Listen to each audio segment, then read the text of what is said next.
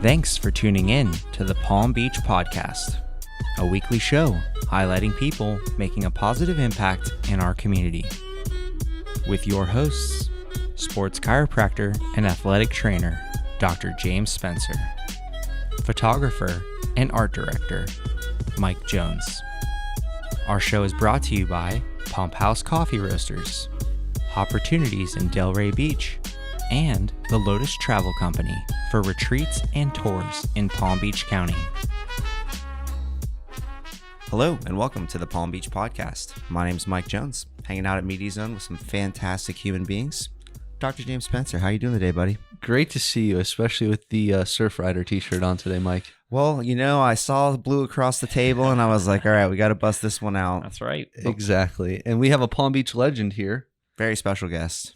Jack Lighton, President, CEO of Jack Lighton Consultant. Hey, guys. Welcome, man. It's great to see you. So happy to be here. Thank you for having me. Getting ready to celebrate some Earth Day. I love it. Yeah, that's what we were just talking about before we went on the air. And, share with the listeners a little bit about what you guys have going on. Yeah, gosh. Well, thank you for having me. For those that might not know who I am and what my deal is here in Florida, I am a huge cheerleader for Palm Beach County in Florida. Was not born here, but moved down when I was about 7 from the suburbs of Detroit, and this is home. So when I think about my childhood bedroom and where all my junk was when I was a kid, it was here in Florida. And grew up with my parents here with a huge love for the ocean. My parents were huge advocates when I was a little guy. When we had our boat, I can remember the lessons. If something accidentally went overboard, the boat would stop. Didn't matter how rough it was. They would hand me the pike pole. They would put me on the swim platform, and they would say, you've got to get this out of the ocean. So I had the opportunity to grow up down here. One of my parents' most beloved causes was Loggerhead Marinelife Center. So I got to see my first sea turtle nest on the beach the second night I lived in Florida. Wow. The very next day, my parents' neighbor said, you need to take Jackie to go see the turtle lady. So, I was so amped up from seeing the turtle the night before. My head just whipped around. I was like, who is this turtle lady? Got to see her. Yeah. And I was a little bummed, as strange as this sounds, to leave Detroit and leave my friends. Not sure why, but I was. And what happened is when we first got to see the original Marinelife Center in Juno and got to meet Mrs. Fletcher, who founded the organization, my parents found out really quickly, like, that's the way to get him in. So that's where I kind of grew up there with my parents. Whenever we had free time, we'd go see the turtles, and it was super humble. It was a fun way to grow up. And so many people that I grew up with here in the area grew up going to beach cleanups and spending time with the turtles and walking on the beach. So I feel like I'm a product of certainly my parents, but definitely of the ocean and this community. And recently, retired for maybe 3 days. Hey, That's awesome. Congrats. Yay. And we're spending some time. We bought an RV, so we're spending some time doing some traveling. But I had the really awesome opportunity to get involved with my friend's organization, Christina Mittermeier and Paul Nicklin. They founded an organization called SeaLegacy. So now I'm advising and consulting with them and supporting some additional local nonprofits and helping folks that are doing a lot of great things right here in the community.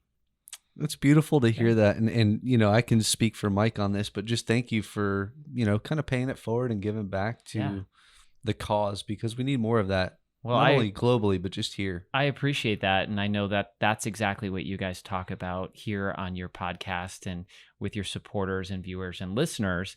And you guys do so much to showcase the people here in the community that are doing great things. So what an awesome thing to have going on with this show and what you guys do. So, and your recent beach cleanup. Don't forget that. That was awesome. Thank you. Well, and it's just easy to see, like when you walked in and we asked you a particular question, which I know you'll get to later, you instantly lit up. And it's probably the same way that you lit up when you were a kid with the turtle experience. Exactly. Just listen to your heart and do what you love to do, For sure. And it's special. Like, I live here on Singer Island. He spends a lot of time training athletes at sunrise on Juno Beach. So we see the turtles in the mornings. Yeah. We live on one of the world's most incredible peninsulas. It's probably one of the most incredible ecosystems Florida, the Gulf of Mexico, the ocean, all of our freshwater ecosystems, the Lake Worth Lagoon, the Indian River Lagoon. These are two of the most biodiverse lagoons in all of North America, and it's our backyard. It's incredible. We are the closest landmass to one of the ocean's most powerful currents, right off our shore, the Gulf Stream. And then the region, my gosh, the Bahamas and the Caribbean. It is the most incredible place, in my opinion, to call home. And before my most recent role that brought me back to Palm Beach County, I spent 16 years traveling around the world for my former business.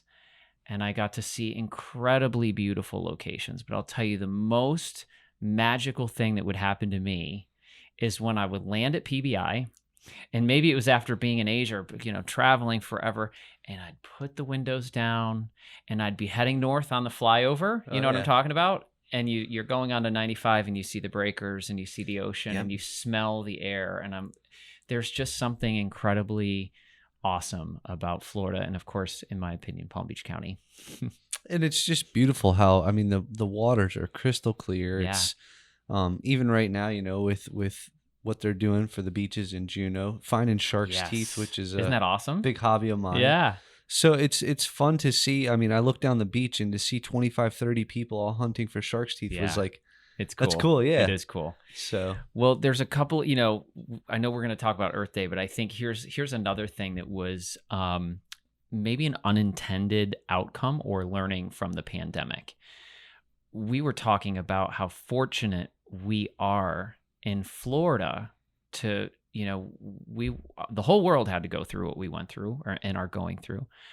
We had the opportunity, though, to go outside and find nature and decompress with sunshine and fresh air. I bought a new bike the first week of the pandemic. I was lucky that we bought it that quick. And we hit the nature trails and went out the C-51 canal out in Jupiter Farms. And literally, we were probably on 3 to 4 hour bike rides every single day. We met the coolest neighbors. We met neighbors that we had that we didn't even know we had that are awesome. And we escaped to nature. And this is what's interesting. So the pandemic offered one of the most exceptional research experiences about our environment, because cars and ships and planes and trains stopped. Not celebrating that, by the way, because that impacted a lot of people negatively. But interestingly enough, we have seen extraordinary changes with the environment, positive changes. In India, for the first time ever, they could see the Himalayan mountains. Didn't even, towns literally didn't even know that they existed on their horizon. In Europe, a lot of the cities that have tremendous boat and barge traffic, the rivers and the ecosystems there just came alive. And then here in Florida, what was interesting, we have some of the world's most important sea turtle nesting beaches. Well, our beaches were closed. They were locked down to human beings. They were very much open to shorebirds and sea turtles. And we've seen one of the most incredible aha moments, that when folks who are unintentionally going to the beach at night might not realize that they're interrupting the nesting process if they're not familiar. And what we saw through the pandemic is an incredible opportunity for sea turtles to focus and have quiet privacy on the beach, and they nested in record numbers. wow. So really interesting. We're living in an interesting moment. We've all been through a ton. I think that the pandemic fatigue is high. I'm amazed at how many people are trying to beat the fatigue by working out outside, getting fresh air, being in nature.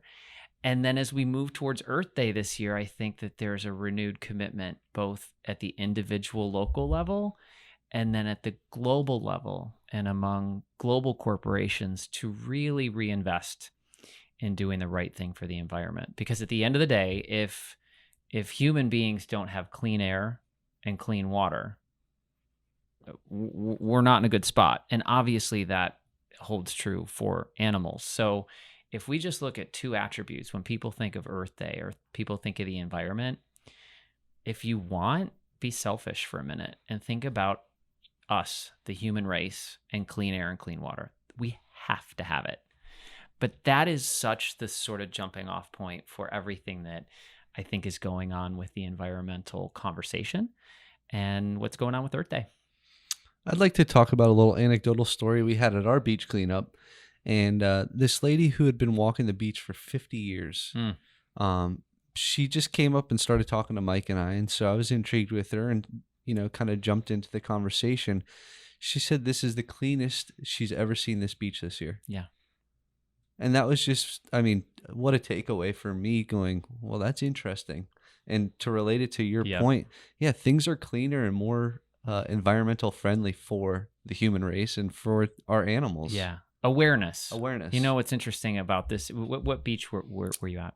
North Delray. Okay. So here's what I find amazing. Organizations like Loggerhead Marinelife Center. I'm on the board at Friends of Manatee Lagoon, so FPL's Eco Discovery Center in Great Riviera spot. Beach. These organizations where so many young people and their families and schools and community groups spend time, whether we were opened or closed to guests, the virtual education and conversation continued. When the beaches reopened, the amount of people who reached out and said, can we please do a beach cleanup? We've been walking and cleaning. That's what we've been doing all day. Unfortunately, because of groups, it's still hard to do that. But the awareness in our community about our beaches, about our ecosystems, about the awesomeness of Riverbend Park. It might not be a adjacent beach to the ocean, but it's just our ecosystems in the county. I am so impressed by the conversation that goes on in Florida and specifically Palm Beach County. I think we very, very much are becoming much more aware as to what we have and what we need to protect. To see families getting their young children involved is exactly what Mrs. Fletcher knew would be the solution for the turtles, was get the kids hooked. And so that's exciting. At that point, right? Yeah. Because they're going to teach their kids, right. And that's the long term. You got it. So that's cool. Now, that doesn't mean that we don't have a ton of problems in Florida. Yep. You've probably heard recently that there is a tremendous issue with our Floridian manatee population. So it's a good news, bad news story. The great news that we do need to celebrate is that when the conservation protections went onto the manatee as a species, and over the course of several decades, here's the awesome news. It's like fist bump news. We were able to rebound that population. Awesome. Here's the caveat. The issue that we're having now with Florida's water quality is impacting the food source and the habitat of the manatee. Primarily in Florida, manatees eat seagrass. So we have water issues that are very complicated to manage. The water issues are affecting this awesomeness that we did to protect the manatee population. So we have to fix that. And it's not going to be overnight, and it's not going to be inexpensive. But I think everyone is starting to realize, I'm so happy to hear, and I agree, like people go to the beach now and they're like, it's so clean. Certain beaches are so clean. But we have to pay for this. And people don't, that's unfortunately, we have to pay to protect what we have. But if we use the manatee as the example, human beings can really screw things up badly. But typically, if we really try, we can fix it better than what it was before. And that's a really good thing to focus on for the manatee. Got to protect our seagrass beds, though. Super, super important. It's just very cool. Like living in Florida, sometimes we have to pinch ourselves on the cheek of how nice it is here. But when you walk on the overpasses on Singer Island, there's signs that say, at night, turn your lights off. Like the hotels have mandates. Yes. All the Marriotts. Yes. The ocean-facing windows. Yes. No lights. One of our best ambassadors for the Marriott, Roger Amadon, right here on Singer Island, is on the board of Loggerhead and is so passionate about doing the right thing. Here's a global corporation. Rogers Hotel was one of the first Marriotts in the nation to switch to all paper products for their drinks at the pool, straws. I love that. Wood cocktail sticks versus plastics.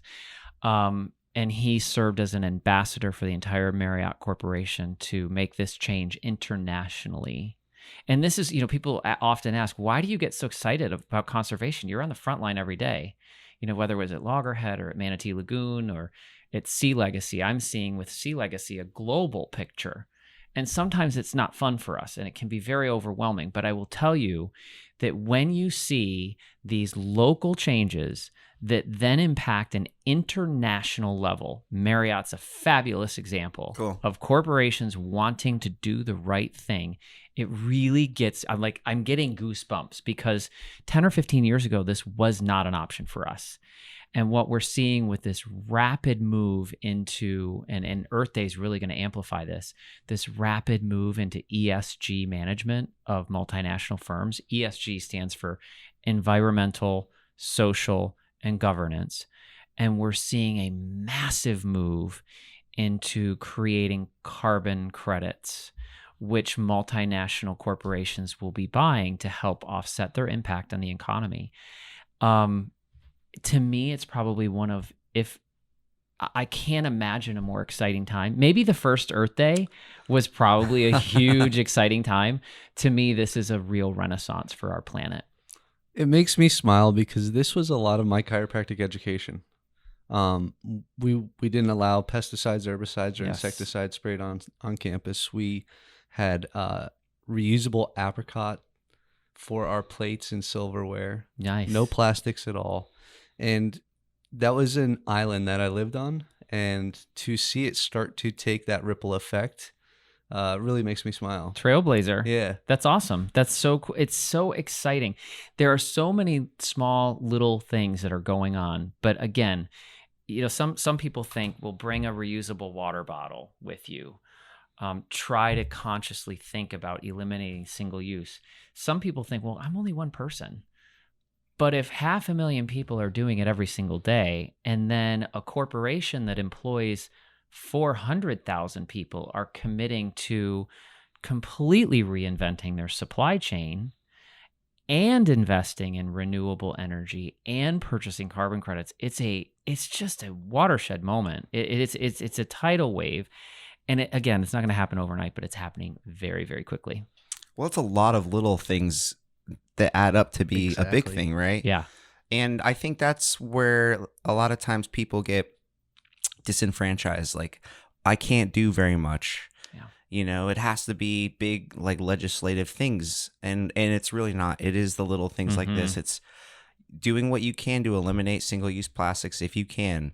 Sure. Going to local beach cleanups. That's right. If you can. Going to vote, joining Surfrider, doing all these little parts that add to the bigger picture. Agreed. It's literally leading by example. I think so. And what is also cool is this multi-generational take on it. So, you can never judge a book by its cover, nor should you. And sometimes you have grandparents leading the charge. Sometimes you have the grandchildren leading the charge. And sometimes people are meeting in the middle. What's really interesting about Earth Day is people, I think, as we, for those of us that were really able to decompress in nature and be outdoors and know how wonderful it was to get fresh air and sunshine, maybe be in a park or on the beach.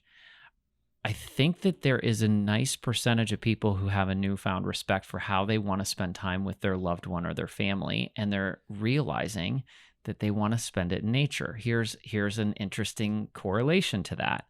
Through the pandemic, vacation home sales, boat sales, and RV sales have gone into stratospheric, off the charts levels. We bought one a year and a half. We had no idea what we were doing. A year and a half before the pandemic, and then daily our general manager was like, please sell it back, like I'll buy it for a lot more. And we were like, well, what can we buy? And they're like, nothing. The reason why is people want to escape in their own bubble. They want their own sheets. They want to be with their family, and they want to be in a beautiful park-like setting, and they want to get on their bikes or get on their kayak, or people are starting to realize that more and more. So I think it's a wonderful thing to see and hear that boaters want to be on the water. I mean, what better population? I grew up as a boater. Yeah. What better population to advocate for our oceans and clean water than boaters? really, so I tried to rent, they do the clear kayaks up in Jupiter, and she was fully booked the whole weekend. Yeah. And she was like, I'm so sorry. I'm like, I'm so happy for you. Yes. Like, go, please, and like make some money and like cool. get people outside. So it's nice to. I was happy to hear, as much as I wanted to go, of course, on a clear kayak this weekend. One day I want to go up to Crystal River and do that with the manatee, because I would probably lose my mind with excitement and not know what to do, go catatonic. I don't know, but that would be so fun. And Paul Nicklin and SeaLegacy did a beautiful photo exhibition of the Florida manatee population up there, and the pictures, those crystal rivers are stunning. Florida Springs are incredible. Just unbelievable. It's like art just looking at the water. Well, speaking of art, yes, good segue. Yeah, can you talk about some of the stuff that you brought into the studio today? Yeah, so we were talking a little bit before we got into the studio about companies and consumers who are very interested in products with purpose. And I had the opportunity at SeaLegacy to get to know a fabulous company, and I love the founders, Ryan and Juliana. Like, there are awesome humans, and then there's Ryan and Juliana. They're on a totally different level. They created a company called Good Juju Inc. And you have to see these cards. They're doing two things. One, they're really showcasing the art of handwritten notes and beautiful bespoke cards. These are all made with sustainable. Hold one up for the camera. Sure. There. These are all made with sustainable papers and responsible inks. The cool thing, though, that they've done from a really high level, this is a great one. I love this. This is an octopus. Their line is called Oceanica, and this entire line benefits SeaLegacy, the nonprofit that I'm supporting. This octopus says, "I'm writing because my shell reception hasn't been great lately." So they have these hilarious, fun, whimsical, beautiful art. And it's like gold foil, nice cardstock. It's really, really pretty stuff. So, when they started the company, what they really wanted to do is focus on sustainable paper goods and really look at the end-to-end supply chain for manufacturers. Now, here's where the aha moment for them comes in. When we buy beautiful cards at the store, unfortunately, oftentimes right now, to protect them, they have to have a plastic sleeve over them. And that just is really not very good on so many levels. They have created a way for their big retail lines that can go to large boutiques to eliminate 100% of plastic, including those sleeves. So, here's a fabulous example of a smaller, medium-sized business creating a product for purpose, looking at the end-to-end supply chain, taking a problem that the large manufacturers of cards, billions of plastic sleeves are on cards every year, and they've created a way that's sustainable and cost-effective to reduce that. This is one company who has the ability to truly transform a supply chain for some large companies that are selling billions of cards wrapped in plastic each year. So again, if the small and medium-sized business can do it, product with purpose, then the big girls and the big guys can hopefully follow suit. And we need to buy some stock.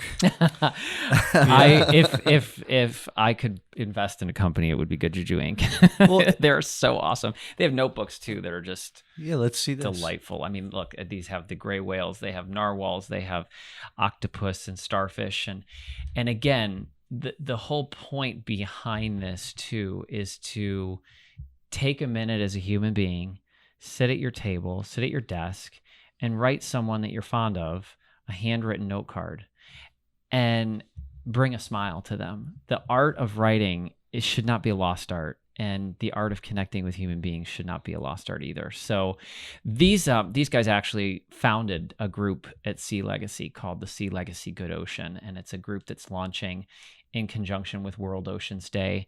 And it's a beautifully curated group of some of the most passionate brands and businesses who are really transforming their particular market sector. And I just can't be more proud to work with them. And I'd rather pay a little bit more money for something like that because you're supporting the bigger cause. Yeah. And I think what they're trying to do too is, yes, they're really a bespoke company on many levels, but they're attainable and they're affordable. It's so important. This is a huge topic right now. The intersection between social and environmental justice. Environmentalism needs to be accessible to all. There needs to never be an economic roadblock for doing the right thing. Sometimes there will be, but we've got to figure that out. And, a perfect local example of that is Loggerhead Marine Life Center and Manatee Lagoon, the bush wildlife. Gosh, I love bush wildlife. I now live in Jupiter Farms. I'm there like every other day. These organizations are open for free. They're donation based. And that means you don't have to. If you can't, you don't have to give. But it would be lovely if you did. But again, the intersection between environmental justice and social justice is it's at the heart and soul of what SeaLegacy does. And it's so important to make products and doing the right thing accessible. So I want to state that. And I can't even tell you how committed Good Juju Inc. is to making things very attainable. Well, and I think too, relatably to like food, sometimes you have to pay a little more to eat a little better for yourself. I know. And it's just like a trade-off that we should have like no qualms in the back of our head to make. You're right. So thank you for shedding light on wonderful company and wonderful people. Absolutely. And there's one more thing I wanted to dig in with you. Do you want to talk about the credits? Yes, I do. Okay. So let's go. Here we're going into Earth Day. I hope everyone selects something in their local community where they can get involved in the environment. Bring your kids, bring yourself, do a cleanup.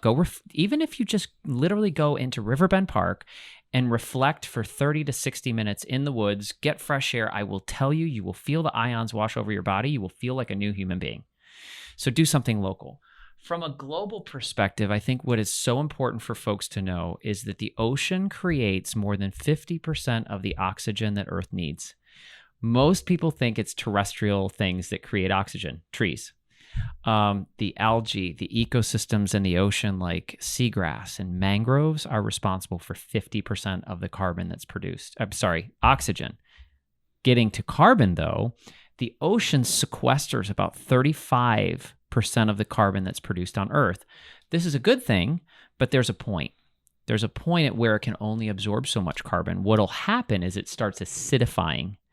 And when ocean acidification happens, it starts to affect coral reefs, and it really deeply affects mollusks and their formation of their shell. And then what happens, I know this might sound like, well, I don't eat mollusks. Well, what happens though is it affects the entire food web. Yeah. And at the end of the day, even if you're a vegan, our food web is supported by the ocean. It's all intertwined. So what's fascinating to see right now, SeaLegacy is working on a major announcement that will be coming in August for the entire Florida region, is there are really sophisticated organizations, especially in the financial services space, that are working on investment opportunities for the environment. And this is becoming a huge, huge new thrust of nonprofit.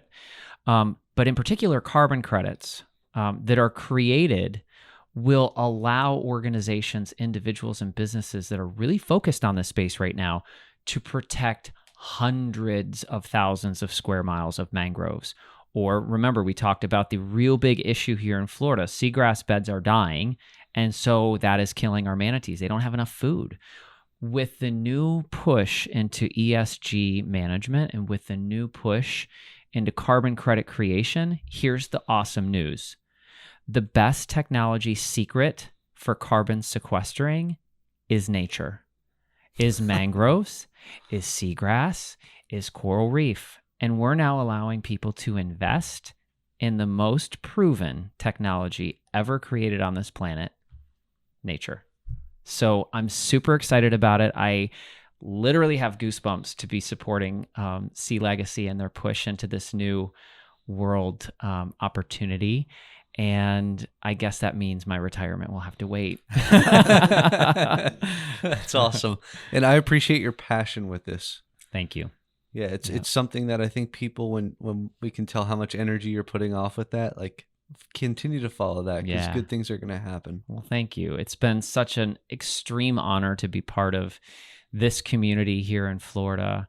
It's been awesome chatting with you guys. And it really is exciting to think about the good that we can do together when we look forward. So thank you for having me.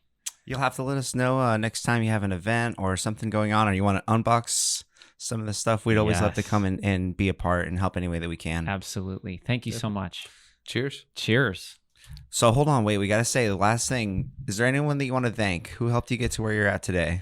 Well, thank you for that. Because I know you got a partner, right? That's that we amazing. Probably want to give a little shout out to. That's amazing. Yeah. Well, first of all, the person that puts up with me on a daily basis for 20 years now is my husband, Giovanni, who literally is the rock, my rock, and so many other people's rock. It may sound cliche. My parents, my mom was my biggest cheerleader on so many levels, my best friend. My dad was my business inspiration. Everything he did was to a level that was at another level. And he worked hard for everything he created for his family. And it was very important to him to give back to his community. My parents continue, even though I've lost them, to be my role model. They had a very clear vision on legacy. And I probably didn't fully comprehend that when I was younger, but seeing them and now I feel like I'm very much emulating in their steps. So those are two folks that I can say, three folks, Giovanni, my mom and dad. And then from a business perspective, I have three people that I hold on a pedestal that really did change my business trajectory. And I'm still very grateful to be in touch with them today. Beautiful. Thank you so much Thanks for so coming much. on. Yeah, Jeff. Thank you. We'll My see you pleasure. soon. Okay, sounds good. Thank you for listening to this week's episode of the Palm Beach Podcast. Our show is brought to you by Pump House Coffee Roasters, Hopportunities in Delray Beach, and the Lotus Travel Company for retreats and tours in Palm Beach County.